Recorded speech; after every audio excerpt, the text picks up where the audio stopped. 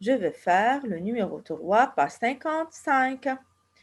On va faire un rappel que la partie entière, il faut écrire le chiffre avec fois 10 exposant 2, exposant 10, exposant 3, exposant 0, etc.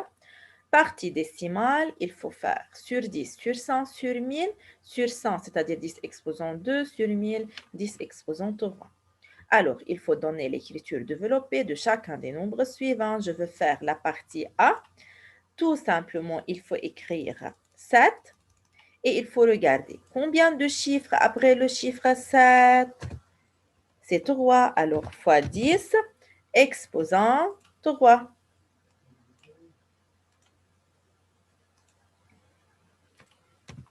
Voilà. Oui, il faut écrire plus 8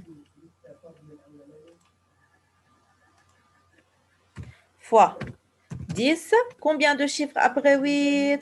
C'est 2, alors 10 exposant 2. Maintenant, plus 5 fois 10. Combien de chiffres après 5? Un seul chiffre, alors exposant 1, ou bien on n'écrit rien. Plus 4.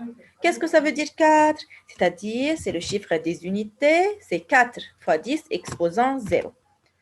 Maintenant, dans ce nombre, est-ce que ce nombre est décimal? Non. Donc, il n'y a pas sur 10, sur 100 et sur 1000. Maintenant, pour la partie C, on a 543 unités et 409 millièmes. Donc, il y a une partie décimale et une partie entière. Pour la partie entière, il faut écrire fois 10, fois 100, fois 1000. Et pour la partie décimale, il faut écrire sur. Alors, on va commencer par 5 fois 10, exposons 2, car il y a deux chiffres après 5. Il faut cacher la partie décimale pour mieux comprendre. Maintenant,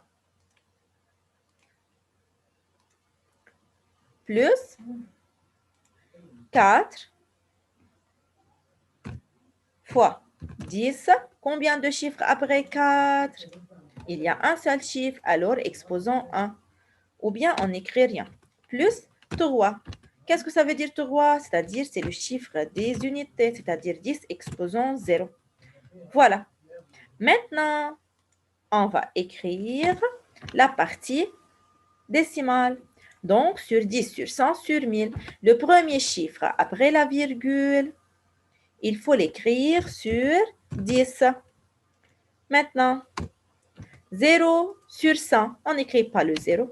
Maintenant, 9 sur 1000 ou bien 9 sur 10 exposant 3. Et voilà,